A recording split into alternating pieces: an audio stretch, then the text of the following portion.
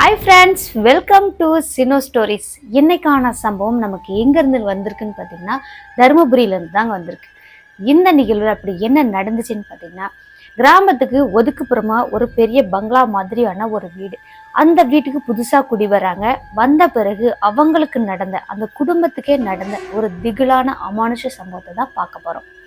இந்த நிகழ்வு எப்பவும் போல் ரொம்ப இன்ட்ரெஸ்டிங்காகவும் த்ரில்லிங்காகவும் இருக்கும். ஸோ வீடியோவை ஸ்கிப் பண்ணாமல் பாருங்கள். வீடியோ பிடிச்சிருந்தா லைக் பண்ணுங்கள், ஷேர் பண்ணுங்கள், கமெண்ட் பண்ணுங்கள். இது மாதிரி தொடர்ந்து ஹாரரான கோஸ்ட் ஸ்டோரிஸ், த்ரில்லிங்கான ஸ்டோரிஸ்லாம் கேட்கணும் அப்படின்னா நம்மளோட சேனல் சினோ ஸ்டோரிஸை மறக்காமல் சப்ஸ்கிரைப் பண்ணிக்கோங்க. பக்கத்தில் உள்ள பெல் ஐக்கானில் ஆல் கொடுத்து வச்சுக்கோங்க.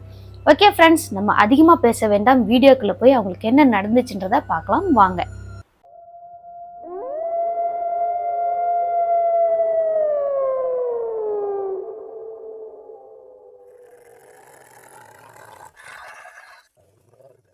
நம்ம ஏற்கனவே சொன்ன மாதிரி இந்த சம்பவம் தருமபுரி மாவட்டத்தில் தாங்க நடந்தது. எப்போ நடந்துச்சுன்னு பார்த்தீங்கன்னா 2001 காலகட்டத்தில் நடந்த ஒரு திகிலான சம்பவம். ஒரு பெரிய கூட்டு குடும்பம், அப்பா, அம்மா, பெரியப்பா, பெரியம்மா, தாத்தா, பாட்டி, அப்புறம் பெரியப்பாவோட பசங்க, இவங்க எல்லாம் சேர்ந்து ஒரு குடும்பமா வாழ்ந்துட்டு இருக்காங்க. அவங்க புதுசா பெரியப்பாவும் அப்பாவும் சேர்ந்து போட்டு பங்களா மாதிரியான ஒரு பெரிய வீட்டு ஒன்று வாங்குறாங்க. அந்த வீட்டில் இப்போ நமக்கு சென்ட் பண்ணாங்க இல்லையா, அவரோட பேர் நவீன்ங்க. நவீனுக்கு ஒரு தங்கச்சி ஒருத்தவங்க இருக்காங்க. அவங்களோட பெரியப்பா பசங்க 2 பசங்க இருக்காங்க. இவங்க 4 பேரும் ரொம்பவே ஜாலியாக ஒன்னாதான் ஸ்கூல் போயிட்டு வருவாங்க, ஒன்னாதான் விளையாடுவாங்க. இந்த மாதிரி இருக்கும்போது அந்த பெரிய வீட்டை தருமபுரியிலேருந்து ஒரு 30-35 கிலோமீட்டர் தாண்டி உள்ள ஒரு சின்ன அழகான கிராமத்தில், அதுவும் காட்டு பகுதியான ஒரு இடத்துல தான் அந்த வீடை வாங்கியிருக்காங்க.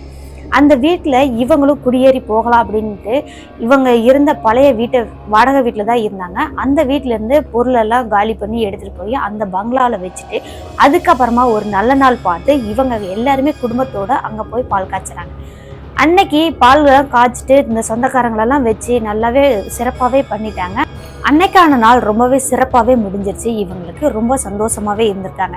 நல்ல ஒரு நம்ம நினச்ச மாதிரியான ஒரு வீட்டை வாங்கிட்டோம், பங்களா மாதிரியான ஒரு பெரிய வீட்டையே வாங்கிட்டோம், நம்ம 2 குடும்பமுமே தாராளமாக வாழ்ந்துக்கலாம் அப்படின்னு நினச்சிட்டு ரொம்பவே சந்தோஷத்தோட நவீனோட தாத்தா, பாட்டி, அப்புறம் எல்லாருமே போய் படுத்து தூங்குறாங்க. அவங்களுக்குன்னு தனியாக அறைங்கள்லாம் கொடுத்துருக்காங்க.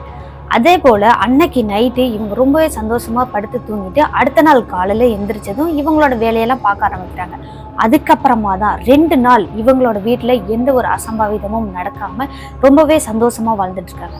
3ஆவது நாள் தான் இவங்களுக்கு ஒரு பயங்கரமான திகிலான ஒரு சம்பவம் நடக்குது. என்ன நடக்குதுன்னு பார்த்தீங்கன்னா, இந்த நவீன், அவங்களோட தங்கச்சி, அதுக்கப்புறம் அவங்களோட அண்ணனுங்க 2 பேர் இருக்காங்கன்னு சொன்னோம் இல்லையா, அவங்க எல்லாருமே ஸ்கூல் போயிட்டு ரிட்டர்ன் வீட்டுக்கு வராங்க. அப்போ தாத்தா, பாட்டி மட்டும்தான் வீட்டில் இருக்காங்க. அப்பா, அம்மா, பெரியப்பா எல்லாருமே வேலைக்கு போயிட்டாங்க. அவங்களோட வீடு பார்த்தீங்கன்னா ஒரு 3 ஃப்ளோருங்க. 3 ஃப்ளோர்லையுமே பெட்ரூமு, கிச்சனு அது மாதிரி தனித்தனியாகவே இருக்குது. அப்போது இவங்க இப்போதைக்கு யூஸ் பண்ணிட்டு இருக்கிறது கீழ் ஃப்ளோரில் இருக்கிற கிச்சனு, ரூமு, இது மட்டும்தான் யூஸ் பண்ணிட்டு இருக்காங்க. இந்த பசங்க 4 பேர்த்துக்கு மட்டும்தான் மேல் ஃப்ளோரில் 2 ரூமு யூஸ் பண்ணிட்டு இருக்காங்க. அதுக்கப்புறம் 3ஆவது மாடி இருக்கு பார்த்தீங்களா, அந்த மாடிக்கு அன்னைக்கு இந்த பசங்க எல்லாம் சின்ன சின்ன பிள்ளைங்க தானே, ஒரு 7, 8, 9ஆவது படிக்கிற அந்த ஸ்டேஜில் உள்ள பசங்க தான். இவங்க என்ன பண்ணுறாங்கன்னா, இந்த 3ஆவது மாடியில் என்னதான் இருக்குது, வாங்க நம்ம அங்கே போய் விளையாடலாம் அப்படின்ட்டு 4 பேருமே ஸ்கூல் விட்டு வந்ததுமே அந்த 3ஆவது மாடிக்கு போகிறாங்க.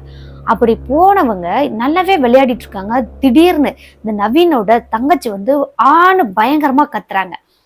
என்னம்மா ஆச்சு அப்படின்னு எல்லாருமே ஓடி பார்க்குறாங்க. அப்போ அந்த பொண்ணு கத்திக்கிட்டே கீழே மயக்கம் போட்டு விழுந்திருக்காங்க. அதுக்கப்புறமா தாத்தா, பாட்டி மட்டும்தானே வீட்டில் இருக்காங்க. அவங்கள கூப்பிட்டு அப்படியே அந்த பொண்ணை மயக்கத்துலேருந்து தெளிய வச்சு கீழ் ஃப்ளோருக்கு கூட்டிகிட்டு வந்திருக்காங்க. கீழே கூட்டிகிட்டு அந்த பொண்ணுக்கிட்ட பேச்சு கொடுக்குறாங்க. அப்போவுமே அந்த பொண்ணு எதுவுமே பேசலைங்க. அப்படியே பேய் பிடிச்ச மாதிரி திருன்னு முழிச்சிட்டே தான் இருந்திருக்காங்க. அதுக்கப்புறமா அவங்க அப்பா, அம்மா, பெரியப்பா, பெரியம்மா எல்லாருமே வீட்டுக்கு வராங்க. வந்த பிறகும் அந்த பொண்ணு அப்படியே தான் இருந்திருக்காங்க. நவீன் கிட்ட என்னாச்சுன்னு கேட்கும்போதும், இந்த மாதிரி பாப்பா நாங்கள் எல்லாரும் மேலே போய் விளையாடிட்டு இருந்தோம், அப்போ அவள் திடீர்னு கத்திட்டே கீழே மயக்கம் போட்டுட்டா, அதுக்கப்புறம் எதுவுமே பேச மாட்டா, எனக்கு ரொம்ப பயமா இருக்கு அப்படின்னு நவீன் சொல்லியிருக்காரு. அதுக்கப்புறம் அவங்க அப்பா, அம்மா எல்லாருமே பேச்சு கொடுத்து பார்த்துருக்காங்க. அந்த பொண்ணு எதுவுமே பேசலை. அப்படியே பேய் பிடிச்ச மாதிரி, பிரம்ம பிடிச்ச மாதிரி அந்த நடு ஹால்லேயே உட்காந்துட்டே இருக்காங்க. அதுக்கப்புறம் சரி இவ ஏதாவது சாப்பாடு கொடுத்தா சரியாயிருவா அப்படின்னு நினச்சிட்டு அன்னைக்கு இந்த பொண்ணுக்கு பிடிச்ச மாதிரியான சமையலை தான் செய்யறாங்க. ஆனா ஒரு வாய் கூட வைக்கவே இல்லைங்க. எனக்கு இது பிடிக்காது அப்படின்னு சொல்லிட்டு அப்படியே மெதுவா போய் அந்த பொண்ணோட ரூம் ஃபர்ஸ்ட் ஃப்ளோர்ல இருக்கிற அந்த ரூம்ல போய் படுத்துக்கிறாங்க. அதுக்கப்புறமா தான் இந்த பொண்ணோட நடவடிக்கைகளை இன்னும் பயங்கரமான விஷயங்கள்லாம் தெரிய வருது. என்ன நடந்துச்சுன்னு பார்த்தீங்கன்னா, எனக்கு சாப்பாடு வேண்டாம் அப்படின்னு சொல்லிட்டு ஒரு 8, 9 மணிக்கெல்லாம் போயிட்டு அந்த பொண்ணு படுத்துருச்சு. ஆனா நடுராத்திரி 1 மணிக்கு இவங்க வீட்டு கிச்சனை யாரோ உருட்டுற மாதிரி சத்தம் கேட்குது, கீழ் ஃப்ளோர்ல உள்ள தாத்தா பாட்டிக்கு. அதுக்கப்புறமா அந்த தாத்தா பாட்டி என்ன நினைச்சிட்டாங்கன்னா, சரி அந்த நவீனோட அம்மா அப்பா இல்ல பெரியப்பா பெரியம்மா யாராவது வந்திருப்பாங்க அப்படின்னு நினைச்சிட்டு அதை பெருசுப்படுத்தாம அப்படியே படுத்து தூங்குறாங்க. மறுபடி அந்த கிச்சனுக்குள்ள அந்த பாத்திரங்கள் எல்லாம் உருட்டுற சத்தம் கேட்டுட்டே இருக்கு.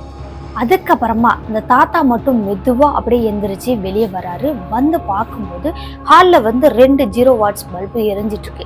அதுக்கப்புறம் மெதுவா அப்படியே கிச்சனை பார்த்து நெருங்கி போறாரு. அங்கேயும் ஒரு 0 வாட்ஸ் பல்பு எரிஞ்சிட்டு இருக்கு. அந்த வெளிச்சத்துல அவங்க தாத்தா பாக்குறாரு. அது கனவா நிஜமான அவருக்கு புரியவே இல்லைங்க. அப்படியே நல்ல ஒரு கருப்பான உருவம் மாதிரி உட்காந்து அப்படி சாப்பாட்டை வேக வேகமா அள்ளி சாப்பிட்ற மாதிரி இவங்க தாத்தா பார்த்துருக்காரு. பார்த்ததும் அப்படியே மிரண்டு போயிட்டாருங்க.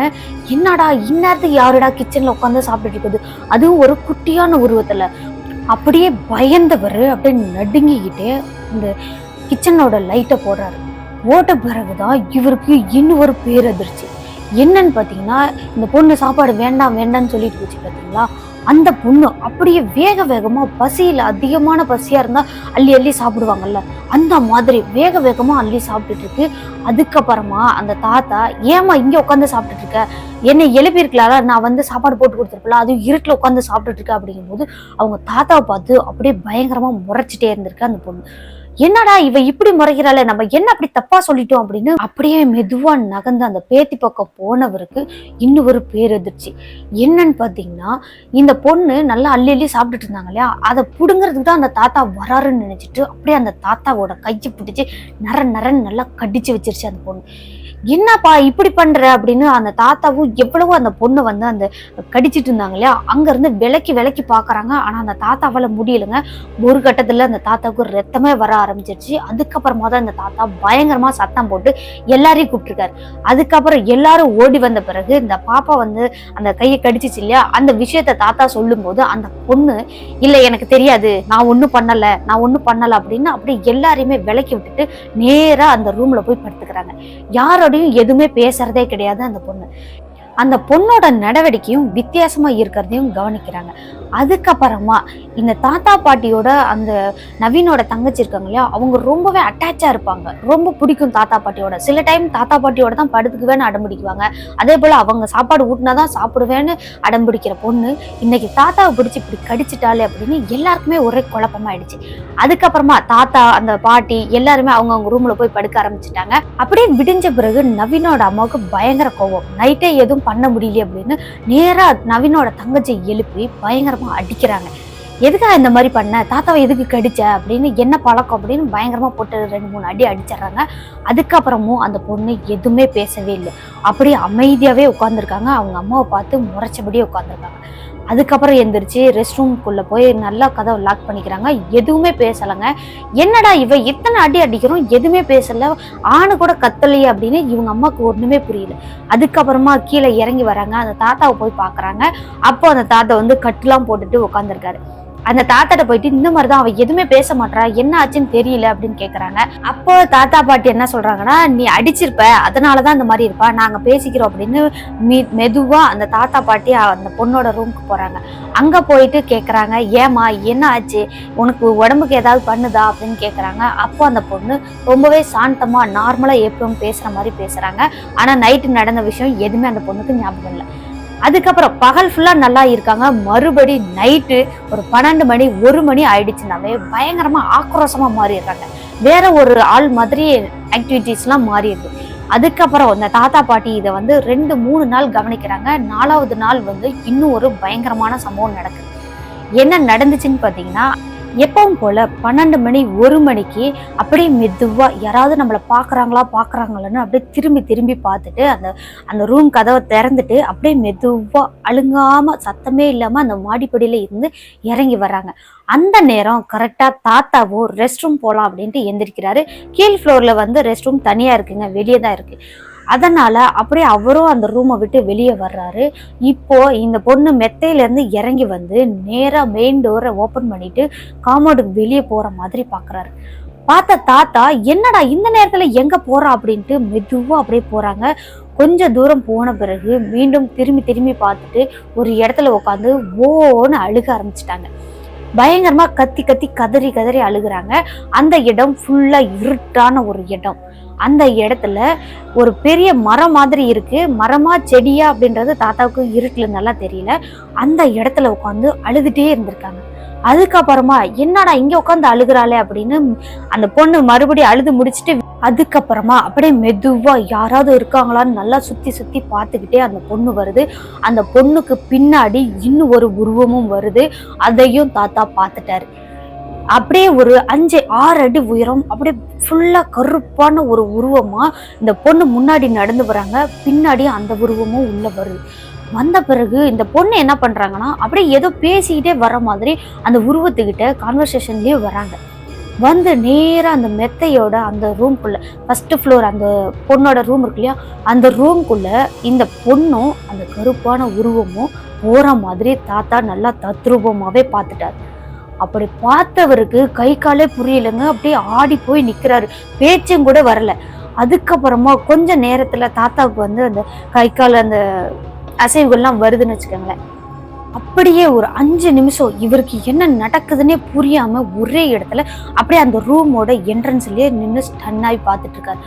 அப்படியே கீழே பாதத்துல இருந்து உச்சி முடி வரைக்கும் அவ்வளோ ஒரு பயமாயிடுச்சு அவருக்கு. அதுக்கப்புறமா மீண்டும் அவர் அந்த ரூம்குள்ள போயிட்டு கதவை சாத்திக்கலான்னு பாக்குறாரு. ஆனா இருந்தாலும் பின்னாடியே போன அந்த உருவம் யாரா இருக்கும் அப்படின்னு ஒரு சந்தேகத்தோடையே மெதுவா அந்த ரூம்ல இருந்து நடு ஹாலுக்கு வராரு. வந்து பார்க்கும்போது மேல் ஃப்ளோரோட அந்த பொண்ணோட ரூம் தெரியும். அந்த இடத்துல போகும்போது கரெக்டா அந்த பொண்ணும் அந்த உருவமும் உள்ள போய் கதவை சாத்திக்கிற மாதிரி பார்த்துருக்காரு. பார்த்தவரு அவ்வளவுதாங்க, அள்ளு விட்டுருச்சவருக்கு. அடுத்து என்ன பண்றதுன்னே புரியல. அதுக்கப்புறமா நேரா இவரோட ரூம்குள்ள அப்படியே கீழ் ஃப்ளோர்ல உள்ள ரூம்குள்ள போய் படுத்துக்கிறாரு. படுத்தவருக்கு தூக்கம் வருமா சொல்லுங்க பார்க்கலாம். அப்படியே கண் எதிர்க்க பேய பார்த்தவரு அதுக்கப்புறம் தூங்கவே இல்லை. அன்னைக்கு எப்படா விடியும் விடியும் விடியும் பார்த்துட்டு இருக்காங்க. கரெக்டா ஒரு 3 மணி 3:30 மணி இருக்கும். அந்த டைம்ல அப்படியே ஒரு பயங்கரமான ஒரு கொலுசு சத்தத்தோட அப்படியே மாடிப்படியே இறங்கி வர்ற மாதிரி சத்தம் கேட்டிருக்கு தாத்தாவுக்கு. அதுக்கப்புறமா மெதுவா தாத்தா என்ன பண்றாருன்னா இந்த டைம்ல யாரா இருக்கும் அப்படின்னு கதவை லேசா மட்டும் திறந்துட்டு அப்படியே எட்டி பாக்குறாரு. அப்போ கரெக்டா அந்த பெரிய உருவமா பின்னாடியே போச்சு பாத்தீங்களா, அந்த உருவம் ஜல் ஜல் ஜல்னு மாடிப்படியில இருந்து இறங்கி வெளியே மெயின் டோர் பக்கம் போற மாதிரி பார்த்திருக்காரு தாத்தா. பார்த்தவரு அவ்வளவுதான், அதே இடத்துல உக்காந்துட்டாரு. என்ன பண்றதுன்னே புரியல. அதுக்கப்புறம் ஒரு 4 மணி 4:30 ஆகுது, 5 மணி ஆகுது. வீட்டுல எல்லாருமே ஒருத்தரா எந்திரிக்க ஆரம்பிக்கிறாங்க. தாத்தாவுக்கு அப்பதான் உயிரே வந்திருக்கு. இந்த விஷயத்தெல்லாம் நைட்டு ஃபுல்லா பார்த்துட்டு இருந்த தாத்தா அடுத்த நாள் காலையில அவங்க பிள்ளைங்களெல்லாம் கூப்பிட்டு, நவீனோட அப்பாவையும் நவீனோட பெரியப்பா 2 பேரையும் கூப்பிட்டு வச்சு, இப்படிதான் நைட்ல நடக்குது, என்னன்னு எனக்கு ஒன்றும் புரியல, இதுக்கு ஏதாவது ஒரு வழி சொல்லுங்க அப்படின்னு கேட்குறாரு. அப்போ இந்த குழந்தை வந்து ஒரு மாதிரி பிரம்ம பிடிச்ச மாதிரி பேய் பிடிச்ச மாதிரி இருக்காங்க இல்லையா, இதை நினைச்சிட்டு ஏன்பா நீங்க வேற, அவளே அப்படி இருக்கா, நீங்க அதுக்கு மேல பயமுறுத்துறீங்க, இப்போதான் இந்த வீட்டுக்கு வந்து கொஞ்சம் நிம்மதியா சந்தோஷமா இருக்கும், அது உங்களுக்கு பொறுக்கலையா அப்படின்னு திட்டிடுறாங்க. அதுக்கப்புறம் என்னடா பண்றது, இவங்க வேற இப்படி சொல்றாங்களேன்னு மறுபடியும் இந்த தாத்தா வந்து அதுக்கப்புறம் இங்க யார் சொன்னாலும் நம்ப போறதில்லை அப்படின்னு அவர் அப்படியே அந்த விஷயத்தை விட்டுறாரு. அன்னைக்கு நைட்டு எந்த ஒரு அசம்பாவிதமும் நடக்கல. அந்த பொண்ணு ஆனா அப்படியே பேய் பிடிச்ச மாதிரி ஒரே இடத்த பாக்குறது, யாரோடையும் பேசுறது கிடையாது, தாத்தா பாட்டியை பார்த்தாவே அப்படியே ஒதுங்கி ஒதுங்கி போகிறது, இந்த மாதிரியே இருந்திருக்காங்க. ஆனா தாத்தாவுக்கு வந்து புரிஞ்சிருச்சு இந்த பொண்ணுக்கு ஏதோ பேய் பிடிச்ச மாதிரி இருக்கா அப்படின்னு. அதுக்கப்புறம் இவங்களோட குலதெய்வத்தோட திருநீரை எடுத்துட்டு போய் அந்த பொண்ணுக்கு வச்சா அப்போ கொஞ்ச நேரம் இந்த பொண்ணு வந்து நார்மல் நிலைமையில இருக்காங்க. தாத்தா பாட்டியோட விளையாடுறது, பேசுறது, அண்ணங்களோட விளையாடுறது, இந்த மாதிரி இருக்காங்க. ஆனா கொஞ்ச நேரம் ஒரு 2 மணி நேரம் கழிச்சு மறுபடியும் அந்த மாதிரி பேய் பிடிச்ச மாதிரி ஆயிடுறாங்க. இப்படியே இருக்க இவங்க அப்பா அம்மா என்ன பண்றாங்கன்னா, சரி ஏதாவது உடம்புக்கு தான் சரியில்லை அப்படின்னு நினைச்சிட்டு இவங்களும் ஹாஸ்பிட்டலா கூட்டிட்டு போறாங்க. எங்கேயுமே சரியாகல. ஒரு ஸ்டேஜ்ல அந்த பொண்ணுக்கு ஒரு பயங்கரமா உடம்பு சரியில்லாம அப்படியே ரூம்குள்ளேயே அடைஞ்சிடறாங்க, யாரோடையும் பேசாம. அதுக்கப்புறமா தான் அந்த தாத்தா சொன்னது உண்மை அப்படின்றது புரிய வருது. அது எப்படின்னு பாத்தீங்கன்னா, இந்த பொண்ணுக்கு தான் ஒரு பயங்கரமா உடம்பு சரியில்லை, அப்படியே ஏதோ மாதிரியாவே இருக்காங்க இல்லையா, எந்த டாக்டர் கிட்ட போனாலும் சரியாகல. அதனால இந்த பொண்ணை தனியா விட்டாதான் இப்படி இருக்கான்னு அன்னைக்கு அப்பா, அந்த பொண்ணு, அம்மா 3 பேரும் ஒரே ரூம்ல படுத்துக்கிறாங்க. நவீனோட அப்பா அம்மா தங்கச்சி எல்லாம். அன்னைக்கு நைட்டு இன்னும் ஒரு பயங்கரமான சம்பவம். இந்த பொண்ணு நடு ராத்திரில ஒரு 2 மணிக்கு எந்திரிச்சு முன்னாடி நாள் தாத்தா பார்த்த மாதிரியே அப்படியே மெதுவா யாராவது நம்மளை பாக்குறாங்களான்னு திரும்பி திரும்பி பார்த்துட்டு அவங்க அப்பாவோட ரூம்ல இருந்து அப்படியே மெயின் டோரை திறந்துட்டு கொஞ்சம் காம்பவுண்டை தாண்டி போறாங்க. போன பிறகும் சுத்தி சுத்தி தேடி பாக்குறாங்க, யாராவது நம்மளை பாக்குறாங்களான்னு. அப்படியே மெதுவா நவுந்து போய் அங்க ஒரு பெரிய புதர் மாதிரி சொன்ன இல்லையா, அந்த இடத்துல ஒரு மரமும் இருக்குங்க. ஒரு சின்ன மரம் தான், ஓரளவுக்கு வளர்ந்த மரம். அந்த மரத்துக்கு அடியில அந்த பொண்ணு உட்காந்துட்டு கதறி கதறி ஓன்னு அழுகுறாங்க.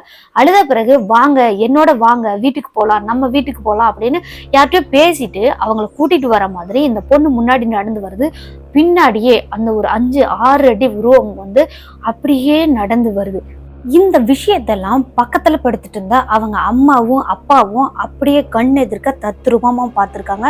அந்த காம்பவுண்டுக்குள்ள இருந்து இவங்க பொண்ணோட கையை பிடிச்சிட்டு இன்னும் ஒரு பயங்கரமான உருவம் வந்துட்டு இருக்கு. வந்ததை பார்த்த 2 பேரும் அப்படியே மிரண்டு போய் நிக்கிறாங்க, பயந்து போய் நிக்கிறாங்க. என்னடா இப்படி நடக்குதே, அப்போ அப்பா சொன்னது உண்மைதான் அப்படின்னு அன்னைக்குதான் அவங்களுக்கு தெரிய வருது. அதுக்கப்புறமா அந்த பொண்ணு நேரா எங்க போறாங்கன்னு பாத்தீங்கன்னா, அந்த ஃபர்ஸ்ட் மாடியில உள்ள அந்த ரூமுக்கு போறாங்க. அப்படியே அந்த மாடிப்படியே அந்த பொண்ணும் பின்னாடி வந்த அந்த உருவமும் ஏறும்போது அப்படியே கொஞ்சம் கொஞ்சமா அந்த பின்னாடி வந்த அந்த கருப்பான உருவம் ஒரு பொண்ணு மாதிரி நல்லா பட்டு புடவையெல்லாம் கட்டுன மாதிரியான ஒரு உருவமா மாறுறத இவங்க அப்பா அம்மா 2 பேருமே பார்த்துருக்காங்க ஒளிஞ்சு நின்று. அதுக்கப்புறம் மெதுவா இவங்க 2 பேரும் அந்த ஃபர்ஸ்ட் ஃப்ளோர்ல உள்ள அந்த ரூம்க்கு போயிட்டாங்க. அதுக்கப்புறமா இவங்க 2 பேரும் அப்பா அம்மா 2 பேரும் நவீனோட அப்பா அம்மா அப்படியே மெதுவா அந்த மாடிப்படியிலிருந்து ஏறி அந்த ஃபர்ஸ்ட் ஃப்ளோர்ல அவங்க என்னதான் பண்றாங்கன்றத பாக்குறாங்க. அப்படி பார்க்கும்போது ஒரு அம்மா பொண்ணு எப்படி கொஞ்சிக்குவாங்களோ எப்படி பேசிக்குவாங்களோ அது மாதிரி ரொம்ப அட்டாச்சாவே அவங்க 2 பேரும் பேசிட்டு இருக்கிறத இவங்க கேட்டுட்டு இருக்காங்க வெளியே நின்று.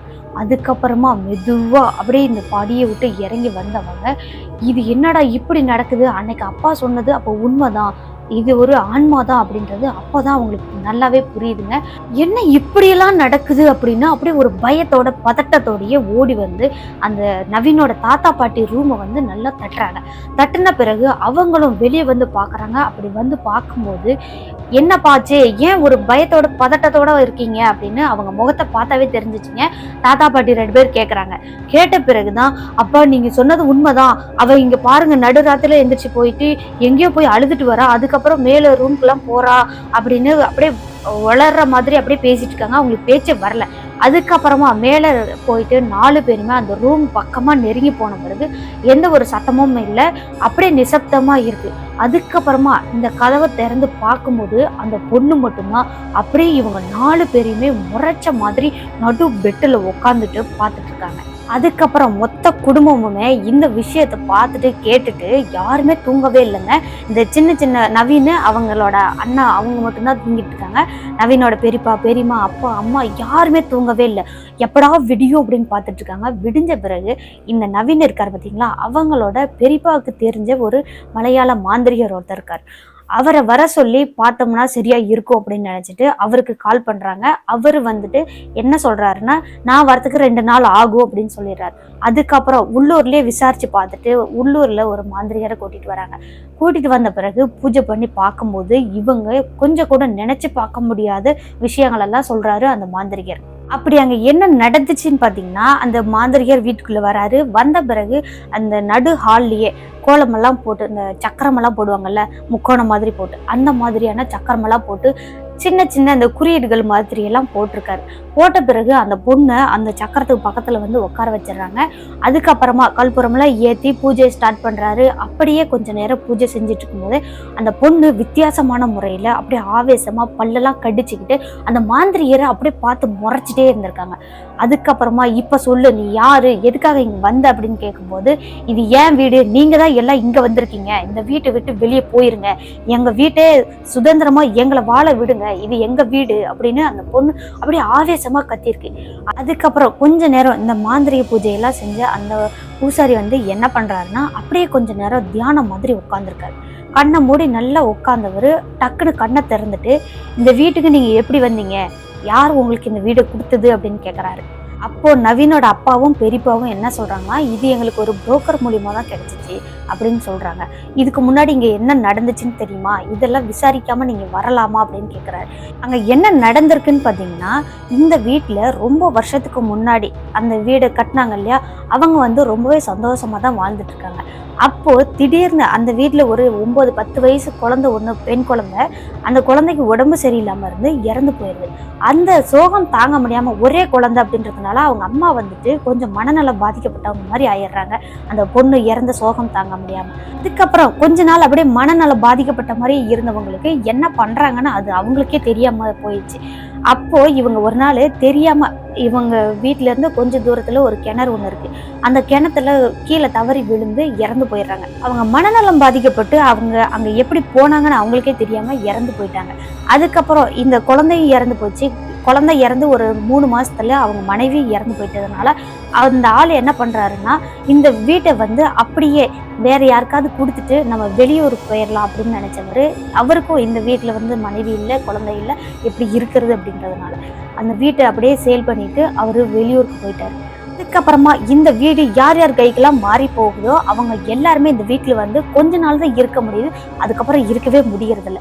இந்த அம்மா பொண்ணு 2 பேர்த்தோட ஆன்மாவும் பயங்கரமா அவங்கள வந்து பயமுறுத்தி இந்த வீட்டுல இருந்து விரட்டி விரட்டி அடிச்சிருக்கு. கடைசியா இந்த வீடு இப்போ 2-3 வருஷமா அப்படியே பாலடைஞ்ச வீடு மாதிரி தான் இருந்திருக்கு.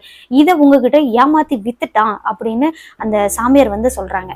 சொன்ன பிறகு, என்ன சாமி சொல்றீங்க, இப்படியெல்லாம் நடந்துச்சா, இதெல்லாம் எங்களுக்கு தெரியவே தெரியாது, இந்த புரோக்கர் எங்கள்கிட்ட இதெல்லாம் சொல்லவே இல்லையே அப்படின்னு பயங்கரமா கோவப்பட்டிருக்காங்க. அதுக்கப்புறம் இந்த வீட்டுல நீங்க இருக்கக்கூடாது, இப்பவே நீங்க கிளம்பி போயிருங்க, 1 வாரத்துக்குள்ள நீங்க கிளம்பி போயிட்டீங்க அப்படின்னா உங்களோட எந்த உயிருக்குமே சேதம் இருக்காது அப்படின்னு சொல்லியிருக்காங்க. அதே மாதிரி அவங்களும் 1 வாரத்துல வேற ஒரு வீட்டை வாடகைக்காக எடுக்கிறாங்க, தர்மபுரியிலேயே வேற ஒரு வீட்டை. அதுக்கப்புறம் அங்க போன பிறகு இவங்க சொந்தமாவே லேண்ட் வாங்கி வீடும் கட்டியிருக்காங்க கொஞ்சம் வருஷத்துலயே. அதுக்கப்புறம் எந்த ஒரு பிரச்சனையுமே இல்லாம இவங்களோட குடும்பம் ரொம்பவே சந்தோஷமா இருந்திருக்கு. இந்த வாடகை வீட்டுக்கு மாறின பிறகு அந்த பெண் குழந்தை பேய் பிடிச்சிருந்துச்சு இல்லையா, அதுவுமே நார்மல் ஆயிடுச்சுங்க. எல்லாருக்கிட்டையுமே அவங்க தாத்தா பாட்டி, அவங்க அப்பா அம்மா எல்லாருக்கிட்டையுமே ரொம்பவே சகஜமா பழக ஆரம்பிச்சிட்டாங்க. மறுபடி பழைய நிலைமைக்கு திரும்பிட்டாங்க. அதுக்கப்புறம் எந்த ஒரு பிரச்சனையுமே இல்லாம இவங்க ரொம்ப வருஷம் சந்தோஷமா தான் வாழ்ந்துட்டு இருக்காங்க. இப்போ வரைக்கும் சந்தோஷமா தான் வாழ்ந்துட்டு இருக்காங்க. இந்த சம்பவத்தை சொல்லி முடிச்சிருக்காங்க நவீன் அப்படின்றவங்க. இப்போ அவங்களுக்கு மேரேஜ் ஆகிடுச்சு, அவங்களுக்கு குழந்தைங்களும் பிறந்திருக்காங்க. அவங்களும் ரொம்ப சந்தோஷமா அவங்க குடும்பத்தோட வாழ்ந்துட்டு இருக்காங்க. நாங்களும் ரொம்ப சந்தோஷமா இருக்கோம். இருந்தாலும் இந்த சம்பவத்தை எங்க வாழ்க்கையில மறக்கவே முடியாது சிஸ்டர் அப்படின்னு இந்த சம்பவத்தை நமக்கு சொல்லி அனுப்பியிருக்காங்க நவீன் அப்படின்றவங்க.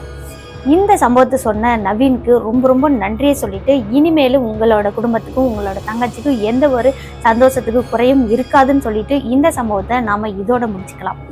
ஓகே ஃப்ரெண்ட்ஸ், இந்த வீடியோ எப்படி இருந்துச்சுன்னு மறக்காம கமெண்ட் பாக்ஸ்ல கமெண்ட் பண்ணுங்க. வீடியோ பிடிச்சிருந்தா லைக் பண்ணுங்க, ஷேர் பண்ணுங்க, கமெண்ட் பண்ணுங்க. இது மாதிரி உங்களோட வாழ்க்கையிலயோ அல்லது உங்க ஃப்ரெண்ட்ஸ் அண்ட் ரிலேட்டிவ்ல யாருக்காவது ஒரு திகிலான சம்பவம் நடந்திருக்கு அப்படின்னா அதை நம்மளோட சேனல்ல வீடியோவா பார்க்கணும்னு நீங்க ஆசைப்பட்டீங்கன்னா என்னோட வாட்ஸ்அப் எண்ணுக்கு டைப் பண்ணியோ அல்லது வாய்ஸ் நோட்டா கூட அனுப்பிக்கலாங்க. கண்டிப்பா அது ரொம்ப த்ரில்லிங்கான ஹாரரான சம்பவமா இருக்கும் அப்படின்னா கண்டிப்பா அப்லோட் பண்ணுவேங்க. ஓகே ஃப்ரெண்ட்ஸ், இது மாதிரி தொடர்ந்து ஹாரரான த்ரில்லிங்கான ஸ்டோரிஸ் கேட்கணும் அப்படின்னா நம்மளோட சினோ ஸ்டோரிஸை மறக்காம சப்ஸ்கிரைப் பண்ணிக்கோங்க. பக்கத்துல உள்ள பெல் ஐக்கான்ல ஆல் கொடுத்து வச்சுக்கோங்க. ஓகே ஃப்ரெண்ட்ஸ், மீண்டும் ஒரு திகிலான ஒரு ஹாரரான சம்பவத்தோட அடுத்த எபிசோட்ல சந்திக்கிற வரைக்கும் உங்களிடமிருந்து விடைபெறுவது உங்கள் சினோ ஸ்டோரிஸில் நான். டாடா பாய்.